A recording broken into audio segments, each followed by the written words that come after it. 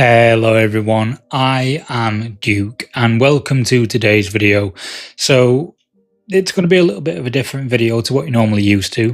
Normally I'm not on camera, but I was writing the script for this and I wasn't really enjoying it for whatever reason. I can't really think why, but I thought, you know what, rather than writing a script for the timeline of the Trench Crusade setting, I would just get the Trench Crusade timeline in front of me and we go through it entry by entry, and where I can add some interesting bits of actual lore or some theories on the subjects, we'll dive into those, and then where I can't, we'll just move on to the next bit. So just before we get started, if you are new to the world of Trench Crusade or this channel, then welcome. And if you're a returning viewer, let me know what you think about this more conversational style of video in the comments below. And with the intro done, we'll jump straight into the actual timeline itself. And we start in 1072. Now in 1072, we're getting ominous warning signs of a disruption to God's plans. Heretic cults are on the rise, they're multiplying, and the Knights Templar are founded as a Crusader order, and they set off on the first crusade with their sights on Temple Mount. In 1099, they actually capture Jerusalem. And that's when everything goes a bit wrong in Trench Crusade, because the Knights Templar find some unholy relic underneath Temple Mount and commit, as you would, the ultimate heresy that blows up Jerusalem and creates the Hellgate in Jerusalem and the Veil of Tears surrounding it. About a third of humanity falls to Hell's corrupting influence at that time, and that becomes what would be in later years the Heretic Legions. And in 1101, those heretics join up with the forces of Hell's Third Circle that have spewed out of the Hellgate, and they pretty much capture most of the Levant.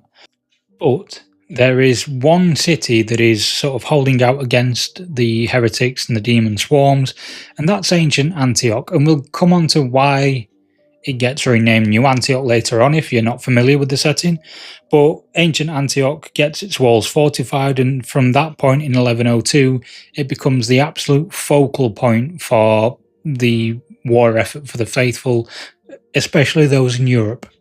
And then next up, for heretic and demon players, we come to 1106, where Kobar becomes the first tyrant of the 66. Now, if you're not familiar with the 66, if you imagine that the Court of the Seven-Headed Serpent are the overall leaders of Hell's forces, directly under them you have the 66, and they are the sort of generals and field commanders of Hell's forces, directly serving one of the patron demons in the Court of the Seven-Headed Serpent. I don't think they're on the field. I think these are still true demons, so they're still in Hell, but they're sort of the de facto commanders of a branch of Hell's military. And then 3 years after Kobar becomes the first tyrant of the 66, we get a new faction enter the war in 1109, and that is with the founding of the Great Sultanate of the invincible Iron Wall of the Two Horns that pierce the sky. If you can do that without looking at your script, I'll be impressed, because it sort of shows that you read far too much Trench Crusade lore.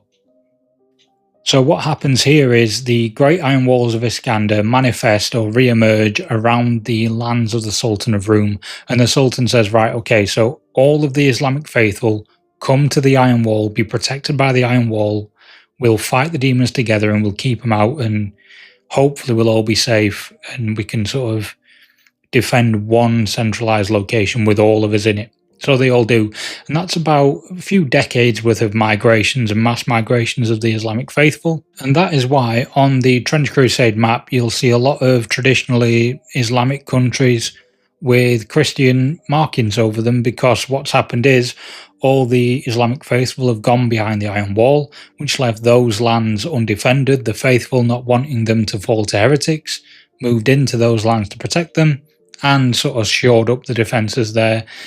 There are probably still some people remaining. The Mamluks obviously are fighting out in Egypt and fighting in the Levantine region, so they're still around. They're not behind the Iron Wall, and crucially the Iron Wall has gone around a location that we'll talk about in a little bit. So up until now, everything's sort of gone roughly alright for both sides. And then we get to probably some of the most stupid people in the entire setting, the legendary 17 martyrs in 1117. These idiots set off to the earthly domains of hell, which is, that bit around the Levant and around Jerusalem, and they decide we're going to try and convert the heretics, which goes badly. Very, very badly. They're captured and tortured and held on the brink of death, crammed into burning altars, and they are alive even now in the present day. So they're held in that sort of stasis point between life and death and tortured for about 800 years from when they were captured right up until the present day in Trench Crusade. I mean, they deserve it, I think, to be honest. What a smart move. Anyway, moving on from those pillocks, we get to 1165, and this is where that faction where the Iron Wall sort of, skirted around it, that's where they come into play, because that is the Siege of Alamut. So the Old Man of the Mountain with the assassins defends Alamut and the Onyx Fortress on Alamut, and that siege doesn't stop as far as we can tell. The siege is still going on to this day, about 800 years later, and it earns Alamut the name the Unconquerable. So Alamut the Unconquerable gains the name because for 800 years it hasn't been conquered. Although I do think that bodes badly for them, because something called Unconquerable in a setting like Trench Crusade is probably going to get invaded at some point. So, yep. I can't actually wait for that piece of lore, because that's going to be an epic fight. So the next entry we get then, after the Old Man of the Mountain shows up Alamut and it becomes Alamut the Unconquerable, is the 1215 to 1306 Wars of Triclavianism. Now, if like me, you sat there thinking, why is Triclavianism familiar? Well, it was something in our own real world history where people were debating the amount of nails used to crucify Jesus. Triclavianism obviously claims there are 3. Some people claim there are 2, and some people claim there are 4. In Trench Crusade, that debate apparently turned into one where a lot of people got shot and burnt. So, millions of people die in the wars of Triclavianism because the church falls into inner turmoil and starts a war with itself. So the heretics naturally just expand their territory and take advantage of that, which was obvious that was going to happen as soon as the church falls to some sort of internal conflict. That will happen a lot. Bit of foreshadowing there. That happens a few times. But 6 years later, in 1312, we get the first mentions of the communicants. So the communicants sort of get brought into the war, and we're not sure by who, because they're redacted in the rulebook, but they effectively stabilize the war front. I don't know whether this person's redacted because it is a future lore drop, or it's someone who created the communicants and became a heretic, or maybe it's just they haven't really decided yet, so they left the name off. It could be Gregor Mendel, which is what a lot of people think is the inspiration behind the Mendelist order, which, I mean, it carries his name, so it makes sense. But yeah, Google Gregor Mendel. Interesting character. Anyway, moving on, we get to 1346 to 1553. And I think this is roughly in our own real world history about when the bubonic plague or the Black Plague was happening. But pretty much in Trench Crusade, Beelzebub has been sort of biding his time for a few thousand years or so, and has now decided he wants to unleash the Black Grail. There's nothing untoward about that, obviously. I mean, it's just the worst plague that has ever been unleashed upon creation, and that sweeps all of Europe and pretty much almost conquers Europe. So Yersinia Rex, the hegemon, rises up and leads a massive army of the Grail to pretty much conquer everything, and almost succeeds. That's the massive point of the Corpse Wars. Beelzebub almost wins. He doesn't, though, because we've got Joan of Arc, and in 1429, Joan of Arc leads a force of, the combined force of a lot of the faithful nations in Europe to defeat Yersinia Rex. What happens at the death of Yersinia Rex is that the majority of the Black Grail forces are significantly depowered.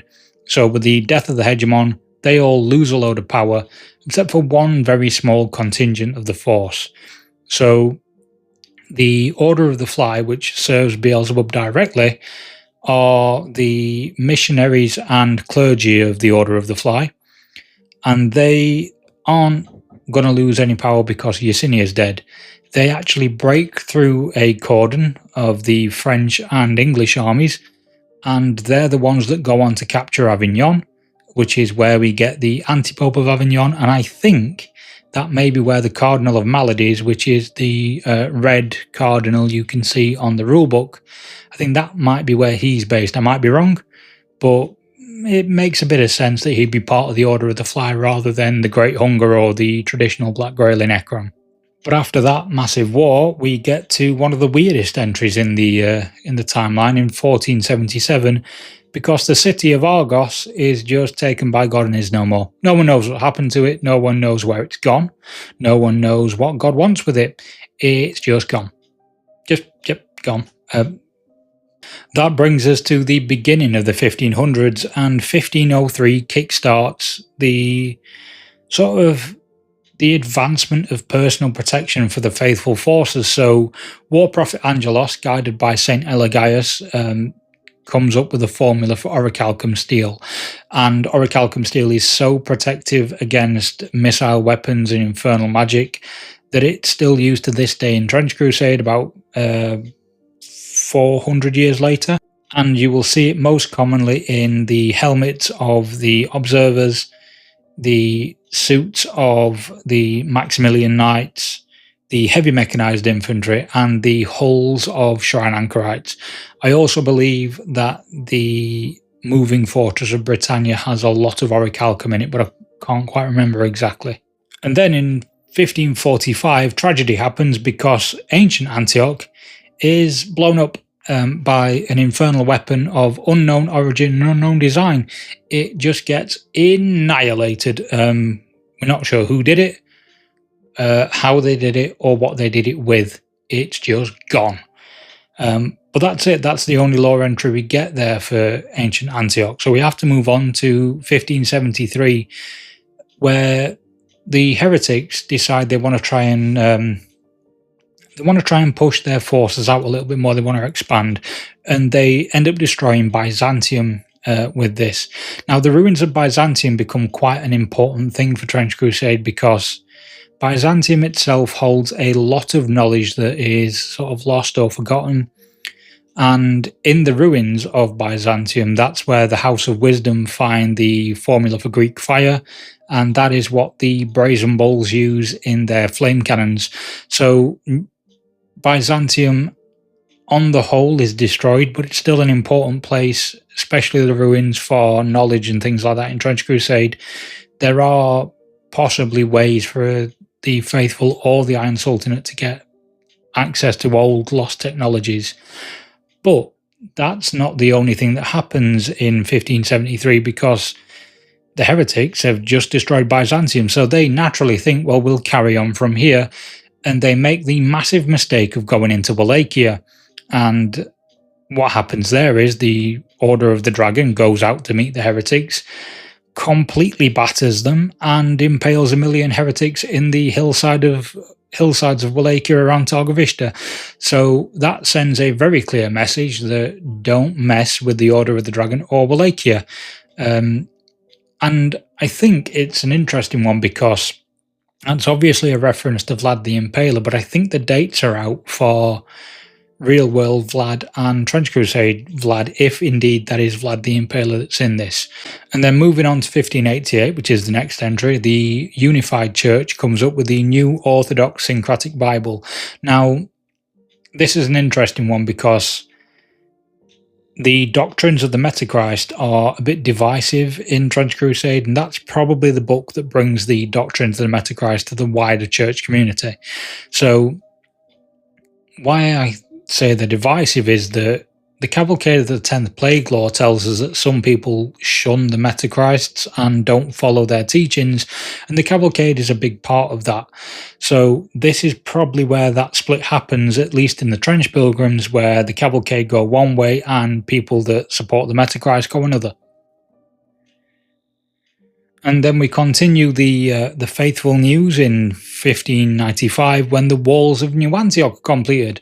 So what happened is about 50 or so years before that, the Sword Congress of Vienna had a big vote and said, yep, okay, we can't leave Antioch being blown to pieces like it is. There are a lot of people still fighting in the ruins of Antioch and keeping it sort of a bit of a stronghold, even though it's been bombed to death. And they're still holding back demons, so let's fortify them, let's make New Antioch, let's make it the greatest fortress that the faithful have ever seen. And that's what happened. So that's the founding of New Antioch there, off the back of the Sword Congress of Vienna and a couple of the things that they put into place in the setting.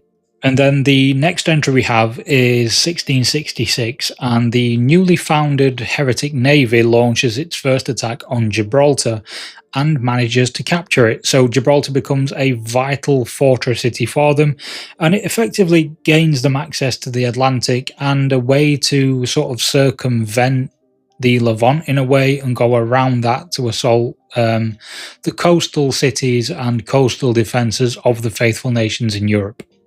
Which then leads on to 1670, where because of the raids from the Atlantic that the English shores are having, the Crown of England commissions the Fortress of the White Cliffs. And the Fortress of the White Cliffs is going to be a bit of an important point for later on. So we'll move on from there and we'll come back to it soon. Because in 1703, against all odds, a small force of Hebrew Knights goes from a secret fortress and destroys a Templar stronghold in Acre. Now, that shows that there are some heretical Templars and some still faithful Templars. If you look on the map, the Teutonic orders, which would have been the Knights Templar, and some of the knightly orders around that region are still around as a faithful faction. But there are also some heretical Templars, and that's what these Hebrew Knights were going and defeating. So good on the Hebrew Knights. And it's also the first mention of the Hebrews that we get in the timeline so far.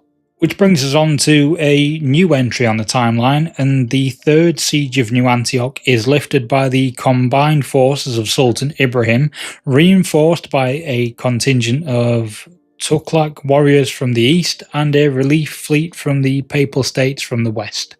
So I might be wrong, but I think the Tughlaq, if I'm saying that correctly, are a Hindu or Indian set of warriors. I don't know. If you do know, let me know in the comments. But I think they're from that region of the world. And we also get the first mention of the Papal States. So yeah, the Papal States, potentially warriors from India or that part of the world, and the Sultan from the Iron Wall all come together to lift a siege of New Antioch. And that goes to show how important New Antioch is. The Iron Wall is an incredible defensive structure, but even though the faithful and the Islamic forces, so those who believe, might not always get on, they will know that if one fortress like the Iron Wall or New Antioch fall, both of them are doomed. So it makes sense, and it's good to see that one comes to defend the other. But the heretic navy is still very much being a bit of a nuisance, and in 1789, the Grand Fleet of the heretic Admiral Admiral Aminadab launches a full invasion of the Highlands, and this launches sort of brutal guerrilla warfare through Scotland and through the Scottish Highlands, and a lot of the population is devastated. It takes decades for the Scottish to repel the invaders from their shores, and I believe this is going to be one of the points of contention between Scotland and England. England does have a force, and it very rarely goes to actually protect its neighbours. It doesn't very much help air later, and it doesn't really help Scotland.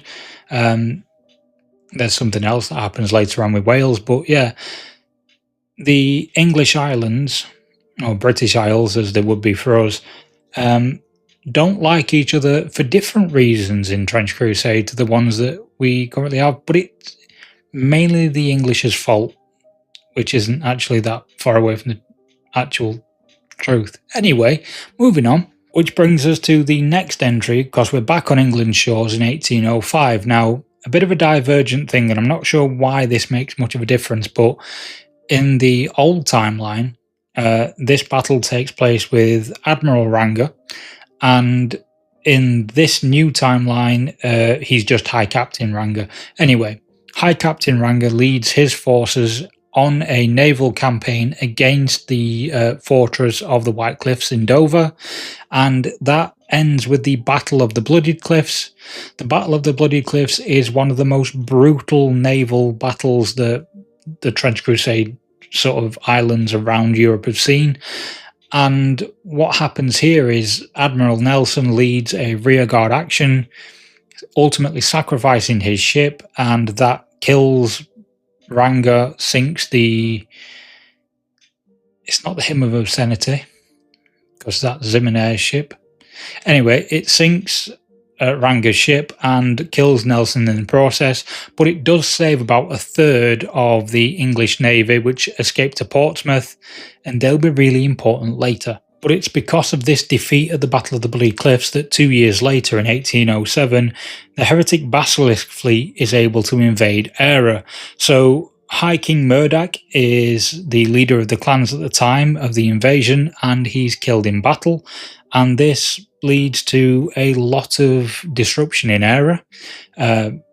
A lot of internal conflict happens because the cults of the moon, which are the Path of the Beast factions, they start taking people from Irish villages, Irish towns, Irish cities, and disrupting a lot of the people in the countryside. And then from there, we get a load of heretic naval raids on the shorelines, and the Irish are sort of beaten back through their own country for quite a while until Brigid and Donald take the throne later on in the entries that we'll see. But what happens here is effectively Ireland falls, and Ireland, to a lot of people at this time, becomes a new heretic stronghold, and no one's quite sure what's going to happen and how Eire is going to be saved, because there's now a new Hellgate that opens up in Lake Polyniferin. So there's a big amount of lore here. I won't go into it too much, but yeah, Zimener and the Hymn of Obscenity invade Eire. They open the Hellgate at the Lake of Polyniferin, and a lot of madness ensues on the islands for about 80 years or so before a mad gambit from Queen Brigid and her consort Donal end up with them getting a paladin named Onshache, who closes the Hellgate at Polyniferin and effectively saves Eire, alongside the Fianna, which are, I know I'm saying that wrong, and I know Red Hoodie Productions will be watching this. He's Irish, and he'll probably correct me in the comments, but it's my video and I'll say it how I like. So yeah, what happens is the Lake Polyniferin Hellgate is closed. The Fianna sink the Hymn of Obscenity and kills him in Eire, and pretty much then that gives Donal the ability to start fighting back against the heretics and really push them out of Ireland. So ends up being a massive win for the Irish. But at the moment, Eire is looking bad. It's looking like it's heretic stronghold, and we'll come back to that in a later entry in the timeline. But obviously, before things can get any better for anyone, the Navy the Heretic Navy, sorry, is still being an absolute pain in the arse, because in 1866, they end up going and getting submarines. Marbas is a very technologically enabled demon in Trench Crusade, and it helps the heretic scientists create the first modern day submarines.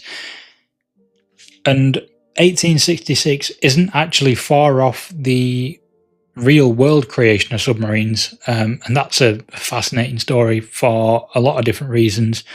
But yeah, so I think it was called the H.L. Hunley. If you are interested in when the first submarine was created, it was actually during the American Civil War. So yeah, there you go. Wasn't a World War II thing.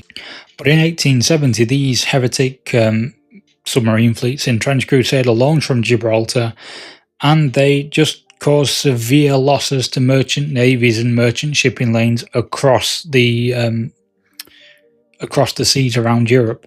They become a massive, massive hindrance and cause widespread famine. That enables the heretic navy in 1872 to storm the city of Rijeka, and they take it over, they fortify it, and then this gains the heretics the access to the mainland Europe that they really want. So Rijeka gives them that staging ground to launch ground invasions into Europe, as well as the navy giving them coastal invasions.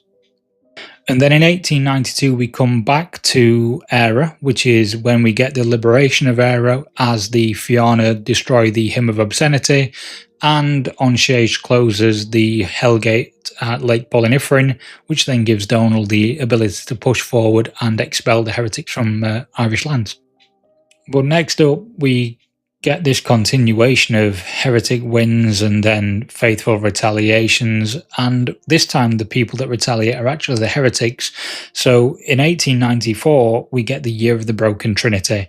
Now what happens here is there is a synchronized strike of 3 death commandos, Haman, Cain and Barabbas, and they simultaneously manage to assassinate the Supreme Pontiff, the High Prophetess Elia, and the Holy Roman Emperor. No one knows how they've done this, because I believe this is the first time that Death Commandos are actually released into the war, and they have stealth technology that hides them from the eyes of God, so no one can prophesize them coming in a way, like no one can really see them, and even God can't necessarily warn that the Death Commandos are coming, by warning people through the Synod, for example. But that's all right, because in 1899, for another aside, we get the Church space program, and that launches.